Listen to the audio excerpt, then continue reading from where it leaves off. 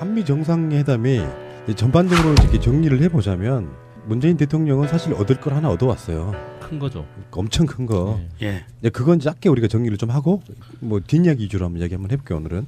어쨌건 북한 핵에 대해서 대한민국 니들이 주도권 가져 이거 아니에요. 핵뿐이 아니죠. 예. 뭐 공동선언문에 들어가 있는 말 그대로 해석을 하면 제재는 어제 우리 새날 방송에서 나왔지만 제재는 외교적 수단이다라고 표현을 했고요. 그리고 남북 관계에 있어서는 모든 주도권을 한국에게 주겠다. 더하기 한국과 미국의 안보에 관한 부분도 한국으로 주도권을 주겠다. 지금 연합사가 미군이 사령관이잖아요. 그걸 이제 한국으로 넘겨줄 태세인 거죠. 전정권도 이제 조만간 가져올 것 같고요. 예. 그런 면에서는 저는 여러 가지 그 효과가 있다고 보거든요. 일단 우리나라의 흔히 말하는 보수 수구 세력들에게 완전히 이제 그 사람들 입장에서 봤을 때 미국이 인정해준 그냥 문재인이니까 북한에 대해서는 어떤 정책을 핀다고 한들 꼬투리 잡을 명분이 좀 할 말이 사라졌다고 없죠. 보고 그리고 일본에 대해서도 마찬가지예요. 일본에 대해서도 동북아시아의 어떤 그 주도권을 일본 말고 문재인의 대한민국에 가져 저는 그렇게 봤거든요. 대신에 니들도 뭔가를 주긴 줘야 되는데 그게 합의되진 않았죠. 뭐 FTA 재협상이라든지 이런 건 합의되진 않았지만 미국은 그렇게 말하고 싶어하고 그래서 트럼프는 트위터 같은 걸로 그런 걸 막 강력하게 요구를 하는 것 같지만 사실은 협의한 사항은 아니고 앞으로 계속 만나야 되니까요. 네. 네. 사실 문재인 대통령이 방미하기 전에 경제사절단이 먼저 갔잖아요. 경제사절단이 가서 트럼프가 가장 힘들어하는 부분을 긁어준 거예요. 미국 내 일자리 창출, 그 다음에 미국 내 투자. 미국 내 일자리 창출요? 네. 예. 미국 내 일자리 창출을 위해서 외국 기업들이 미국으로 수출하지 말고 와서 생산을 해라. 기지를 만들어서. 이런 부분, 그 다음에 자본을 미국에 투자해라. 예. 이런 부분이죠. 이런 부분에 대해서 우리나라 그 경제사절단이 가서 아픈 데를 확 긁어줘 버렸어요. 그러니까 트럼프 입장에서는 그게 가장 큰 이슈를 자기가 뭐라고 얘기하죠, 이거를? 면이 세워졌다고 해야 되나? 그게 대선 공약 1호였었잖아요. 그렇죠. 예. 그러니까 트럼프의 면을 확실히 세워준 거예요. 땡큐 삼성. 그렇죠. 그런 식으로 그렇게 해줬기 때문에 그 뒤에 나오는 부분들은 뭐 FTA니 뭐니 뭐 이렇게 우리나라 언론에서 말을 하지만 전혀 그거 말 없거든요. 미국 측에서. 예. 앞으로 이제 협의해 가야 되는 사항들이다라는 부분들로만 가고 있고. 정말 준비를 꼼꼼히 네. 잘 하고 사전에 얼마나 많이 했는지가 보이더라고요. 단어 하나하나에 정말 트럼프는 일괄적으로 말을 한 거잖아요. 협상하자. 그래 하자. 왜냐하면 협상 매일 하는 거잖아요. 네. 하지 말자고는 아니잖아. 협상하자. 그래 하자. 그런데 트럼프는 이거에 대해서 우리는 협상을 할 거다라고 못을 박지만 그래 우리 협상해. 뭐 누가 안 한대? 라고 일괄적으로 가고 근데 트럼프는 굉장히 으쓱해진 거야. 무엇에 대해 뭐든지 간에 대해서 경제가 됐든 뭐 군사가 됐든 다 협상하자. 그래. 하자. 그냥 잘 얼르고 달르고 그러면서도 위상을 올려주고 정말 협상가는 맞아요. 내가 봤을 때는 트럼프한테 한국은 우리 생각보다 훨씬 더 중요한 나라였던 것처럼 보입니다. 왜 그러냐면은 유럽의 다른 나라들은 실제로 대치하는 국가가 있는 상황도 아니고 한국만이 적대국이 있고 나름대로 경제력이 되는 그 모든 조건이 있는 나라라고 봐요. 그러니까 트럼프가 취임해서 한 4개월 뭐 5개월 이렇게 넘어가면서 가면 갈수록 욕만 처먹고 다니는 그런 상황이었잖아요. 야 정말 매너 없는 새끼 유럽 같은 데 가면은 그런 느낌이었다가 한국도 필요한 뭔가가 있으니까 실제로 미국에다가 지나가는 말로 너희 나라에 투자할게 이런 게 아니라 실제로 서로 간에 어떤 그 이익이랄까 이런 것이 맞아떨어진 나라는 처음이었다고 봐요. 그러니까 문재인 대통령을 대접하는 게 달랐던 거라고 저는 보는 거예요. 그렇죠. 예. 대한민국의 대통령이라고 예. 하는 위치가. 예. 그리고 보수 지정에서 뭐 우리가 뭐 미국한테 밉보이면 뭐 미군이 철수할 수 있다 뭐 이런 식으로 막 겁을 먹잖아요. 그게 정말 이렇게 오류가 있는 게 미군이 우리나라에 주둔하고 있는 게 우리가 필요해서 주둔할까요? 미국이 필요해서 주둔하고 있을까요? 미국입니다. 절대적으로 미국한테 필요해서 주둔하고 있는 거거든요.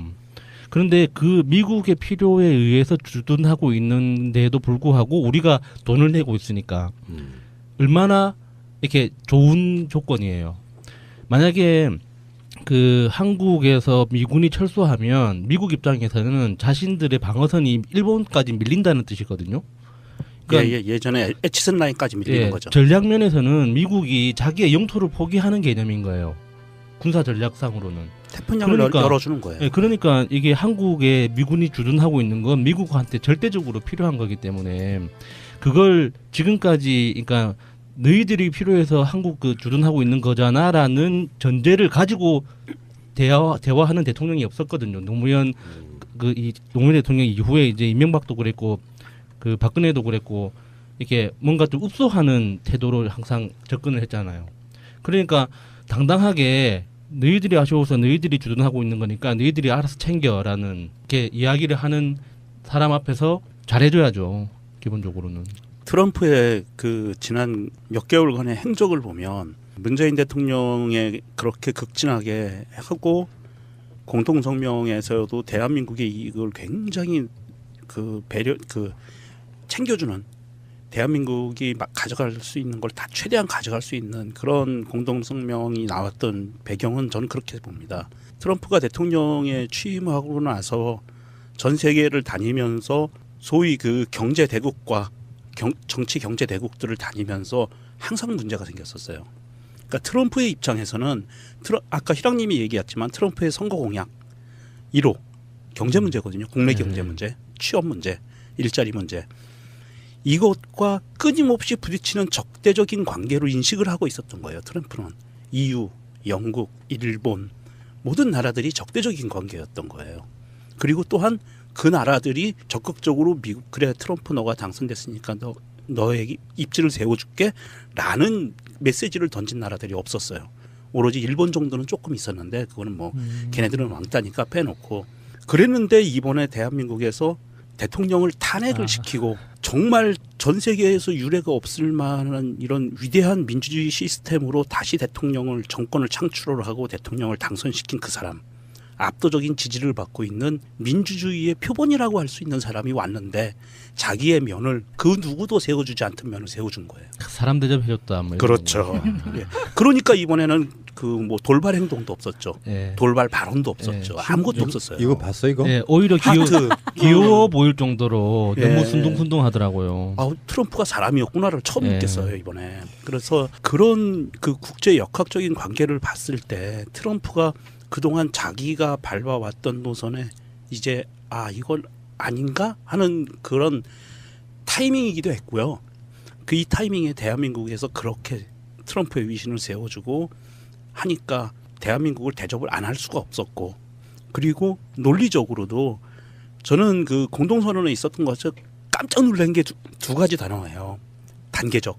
그다음에 이번 공동성명에 담겨져 있던 단어 두 개에 굉장히 깜짝 놀랐어요. 하나는 뭐냐면 단계적이라는 단어고요. 하나는 포괄적인 단어예요.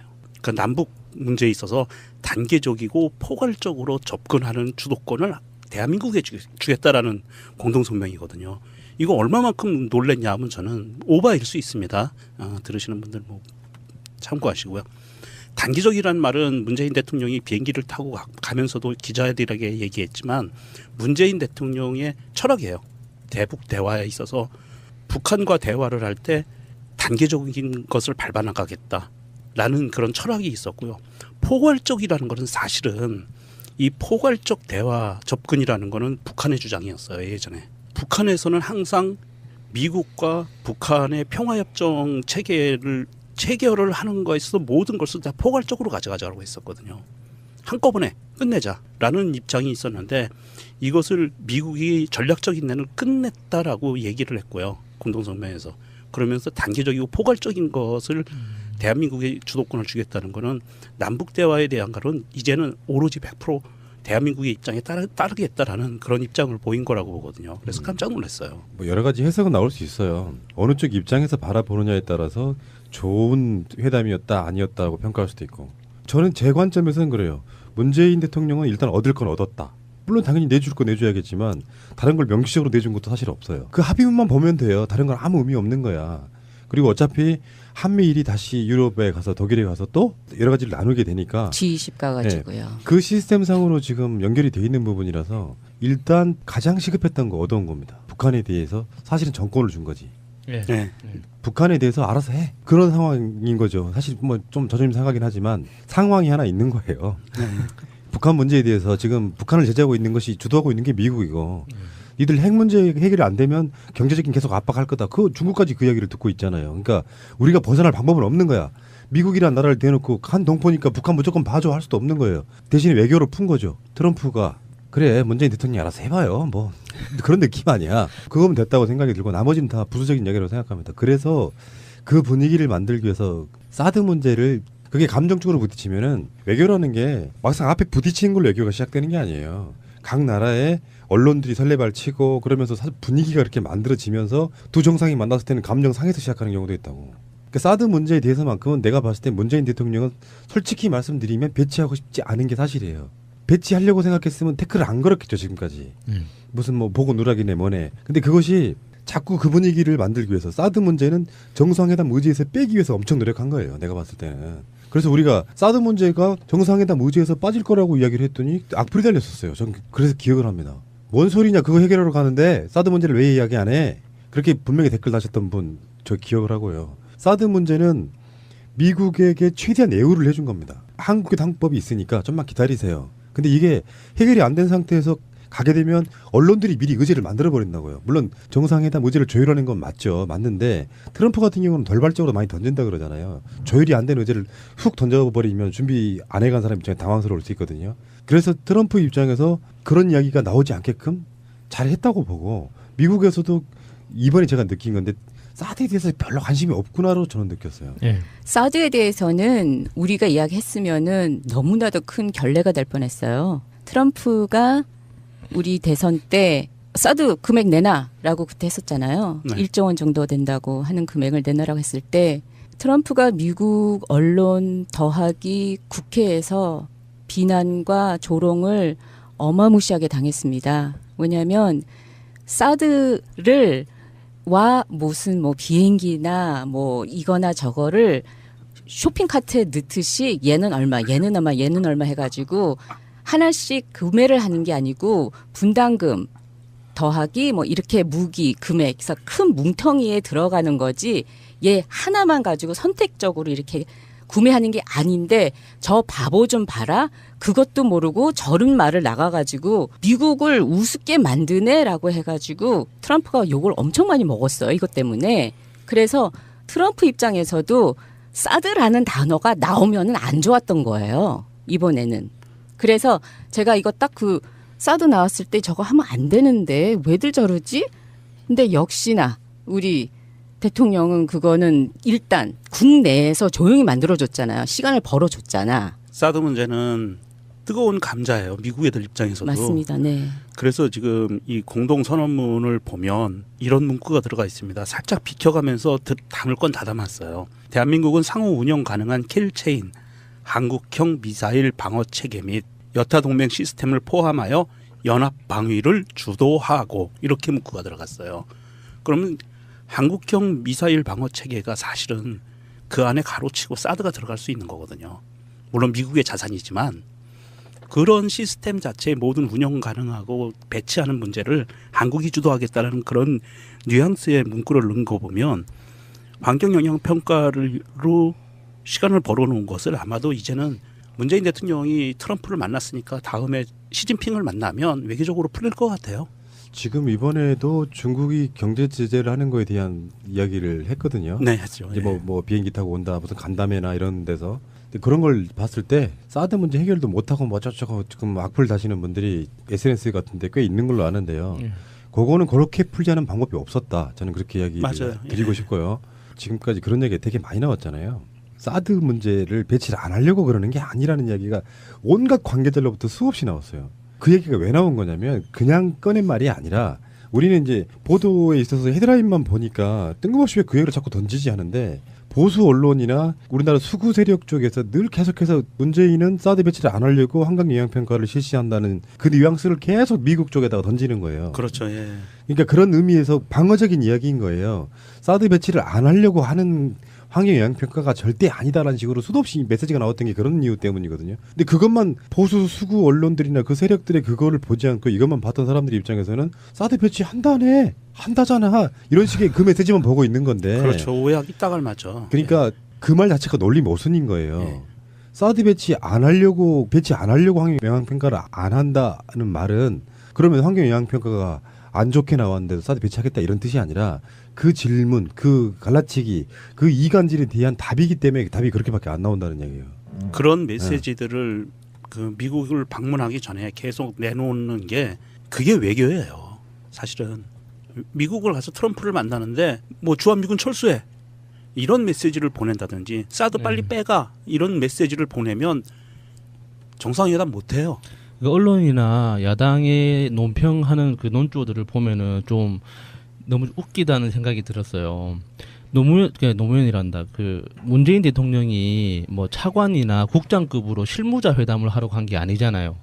국가 대 국가로 정상회담을 하러 간 건데 그 정상회담 그 자리에서 그 정확한 그 하나하나의 그 이슈들 우리나라 입장에서 중요하다고 생각했던 예를 들어서 사드가 우리나라한테는 중요하지만 미국한테는 자기들의 이익 중에 수많은 이익 중에 하나일 뿐인 거잖아요.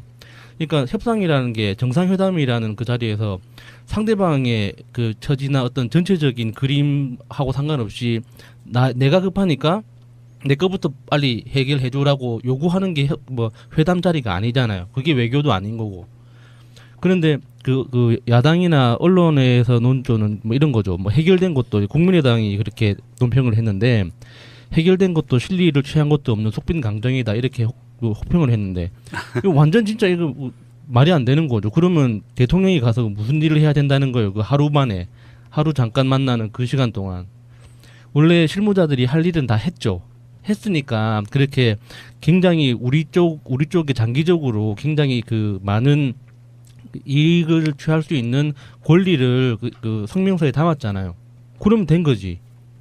뭐 얼마나 더 보여줘야 되는 거예요. 이번엔 정말 카드마다 이 하나만 사드 하나만 가지고도 너무나도 이쁘게 포장이 된 거예요. 맞아요. 트럼프가 파리 그 기후 협정을 탈퇴를 했어요. 6월 1일 날에. 그런데 우리는 6월 5일에 환경 영향 평가를 원점부터 재검토하겠다는 발표를 해요. 이름으로써 벌써 협상이 들어간 거죠. 어쨌든 핵심은 이렇게 우리가 지금 한 20분 정도에 걸쳐서 정리한 것이 핵심일 것처럼 보입니다. 그러니까 뭐 그게 여러 가지 분석이 나오는 건데요. 요즘에 그런 생각을 했어요. 그 우리나라 언론들이라는 게 정말 쓰레기구나라고 싶은 게 자기들이 관심 있는 사항만 확대해서 그러고 억측으로 보도를 하고 이게 너무 만연해 있더만요. 그러니까 청와대 같은 데서 정치를 한번 해보면 속 터져버릴 것 같아요. 추측성 보도들이 너무 많잖아요. 네. 거짓. 네. 아예 거짓. 한 가지 참고로 말씀드릴 거는 정치인들과 같은 그냥 그렇게 정치인으로 바라보면 자꾸 오류에 빠질 수밖에 없어요. 문재인 같은 사람은 돌연변이거든요. 대한민국 정치사에서. 사람이야. 돌연변이라는 표현보다 원래 그게 정상이고 원칙주의자인. 그러니까 대한민국 정치에서는 굉장히 좀 특이한 케이스고요. 정치인으로 기존의 정치인을 바라보던 시선으로 문재인 대통령을 바라보면 스스로 오류에 빠질 수밖에 없을 것 같아요. 경제사절단이 가서 트럼프가 가장 힘들어하는 부분을 긁어준 거예요. 미국 내 일자리 창출, 그 다음에 미국 내 투자. 미국 내 일자리 창출요? 네. 예. 미국 내 일자리 창출을 위해서 외국 기업들이 미국으로 수출하지 말고 와서 생산을 해라. 기지를 만들어서. 이런 부분, 그 다음에 자본을 미국에 투자해라. 이런 부분이죠. 이런 부분에 대해서 우리나라 그 경제사절단이 가서 아픈 데를 확 긁어줘 버렸어요. 그러니까 트럼프 입장에서는 그게 가장 큰 이슈를 자기가 뭐라고 얘기하죠, 이거를? 면이 세워졌다고 해야 되나? 그게 대선 공약 1호였었잖아요. 그렇죠. 네. 그러니까 트럼프의 면을 확실히 세워준 거예요. 땡큐 삼성. 그렇죠. 그런 식으로 그렇게 해줬기 때문에 그 뒤에 나오는 부분들은 뭐 FTA니 뭐니 뭐 이렇게 우리나라 언론에서 말을 하지만 전혀 그거 말 없거든요. 미국 측에서. 앞으로 이제 협의해 가야 되는 사항들이다라는 부분들로만 가고 있고. 정말 준비를 꼼꼼히 잘 하고 사전에 얼마나 많이 했는지가 보이더라고요. 단어 하나하나에 정말 트럼프는 일괄적으로 말을 한 거잖아요. 협상하자. 그래 하자. 왜냐하면 협상 매일 하는 거잖아요. 네. 하지 말자고는 아니잖아. 협상하자. 그래 하자. 그런데 트럼프는 이거에 대해서 우리는 협상을 할 거다라고 못을 박지만 그래 우리 협상해. 뭐 누가 안 한대? 라고 일괄적으로 얼마나 이렇게 좋은 조건이에요. 만약에 그 한국에서 미군이 철수하면 미국 입장에서는 자신들의 방어선이 일본까지 밀린다는 뜻이거든요. 그러니까 예전에 에치슨 라인까지 밀리는 거죠. 전략 면에서는 미국이 자기의 영토를 포기하는 개념인 거예요. 군사 전략상으로는. 태평양을 열어주는 거예요. 예, 그러니까 이게 한국에 미군이 주둔하고 있는 건 미국한테 절대적으로 필요한 거기 때문에 그걸 지금까지 그러니까 너희들이 필요해서 한국 그 주둔하고 있는 거잖아라는 전제를 가지고 대화하는 대통령이 없었거든요. 노무현 노무현 대통령 이후에 이제 이명박도 그랬고 그 박근혜도 그랬고 이렇게 뭔가 좀 읍소하는 태도로 항상 접근을 했잖아요. 그러니까 당당하게 너희들이 아쉬워서 너희들이 주둔하고 있는 거니까 너희들이 알아서 챙겨라는 이렇게 이야기를 하는 사람 앞에서 잘해줘야죠. 기본적으로는.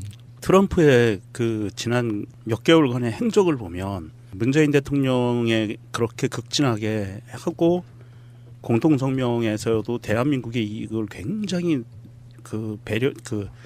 챙겨주는 대한민국이 막 가져갈 수 있는 걸 다 최대한 가져갈 수 있는 그런 공동성명이 나왔던 배경은 저는 그렇게 봅니다. 트럼프가 대통령에 취임하고 나서 전 세계를 다니면서 소위 그 경제 대국과 정치 경제 대국들을 다니면서 항상 문제가 생겼었어요.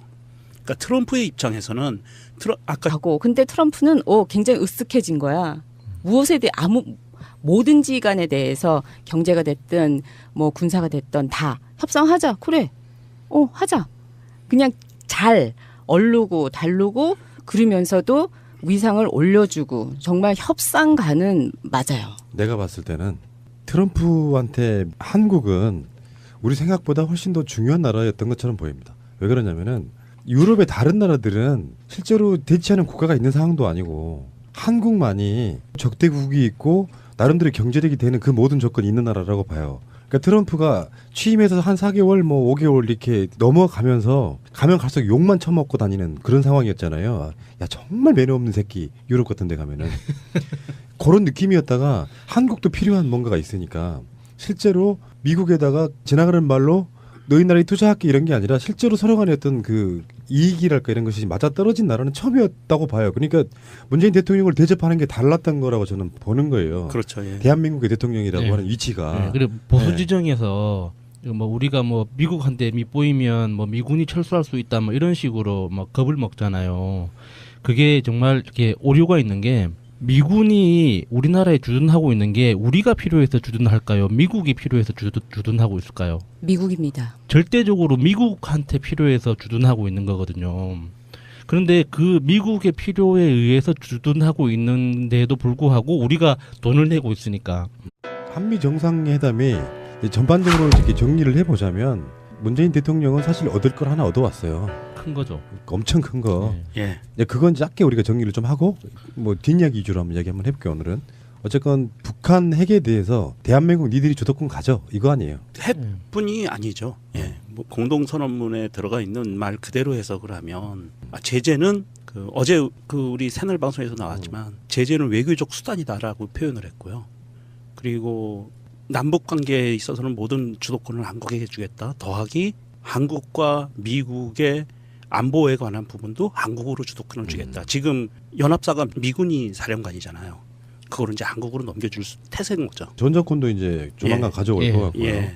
그런 면에서는 저는 여러 가지 그 효과가 있다고 보거든요. 일단 우리나라의 흔히 말하는 보수 수구 세력들에게 완전히 이제 그 사람들 입장에서 봤을 때 미국이 인정해준 그냥 문재인이니까 북한에 대해서는 어떤 정책을 핀다고 한들 꼬투리 잡을 명분이 좀 할 말이 없다고 없죠. 보고 예. 그리고 일본에 대해서도 마찬가지예요. 일본에 대해서도 동북아시아의 어떤 그 주도권을 일본 말고 문재인의 대한민국에 가져 저는 그렇게 봤거든요. 대신에 니들도 뭔가를 주긴 줘야 되는데 그게 합의되진 않았죠. 뭐 FTA 재협상이라든지 이런 건 합의되진 않았지만 미국은 그렇게 말하고 싶어하고 그래서 트럼프는 트위터 같은 걸로 그런 걸 막 강력하게 요구를 하는 것 같지만 사실은 협의한 사항은 아니고 앞으로 계속 만나야 되니까요. 네. 예. 사실 문재인 대통령이 방미하기 전에 경제사절단이 먼저 갔잖아요. 희랑님이 얘기했지만 트럼프의 선거 공약 1호 경제 문제거든요. 국내 경제 문제, 취업 문제, 일자리 문제.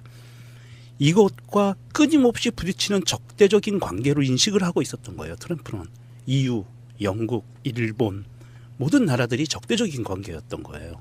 그리고 또한 그 나라들이 적극적으로 미국 그래 트럼프 너가 당선됐으니까 너의 입지를 세워줄게라는 메시지를 던진 나라들이 없었어요. 오로지 일본 정도는 조금 있었는데 그거는 뭐 걔네들은 왕따니까 빼놓고 그랬는데 이번에 대한민국에서 대통령을 탄핵을 시키고 정말 전 세계에서 유례가 없을 만한 이런 위대한 민주주의 시스템으로 다시 대통령을 정권을 창출을 하고 대통령을 당선시킨 그 사람 압도적인 지지를 받고 있는 민주주의의 표본이라고 할 수 있는 사람이 왔는데 자기의 면을 그 누구도 세워주지 않던 면을 세워준 거예요. 사람 대접해줬다. 뭐 이런 그렇죠. 예. 그러니까 이번에는 그 뭐 돌발 행동도 없었죠. 예. 돌발 발언도 없었죠. 예. 아무것도 없었어요. 이거 봤어 이거? 예, 오히려 하트. 귀여워 보일 정도로 예. 너무 순둥순둥하더라고요. 아, 트럼프가 사람이었구나를 처음 예. 느꼈어요 이번에. 그래서 그런 그 국제 역학적인 관계를 봤을 때 트럼프가 그동안 자기가 밟아왔던 노선에 이제 이걸 아닌가 하는 그런 타이밍이기도 했고요. 그 이 타이밍에 대한민국에서 그렇게 트럼프의 위신을 세워주고 하니까 대한민국을 대접을 안 할 수가 없었고 그리고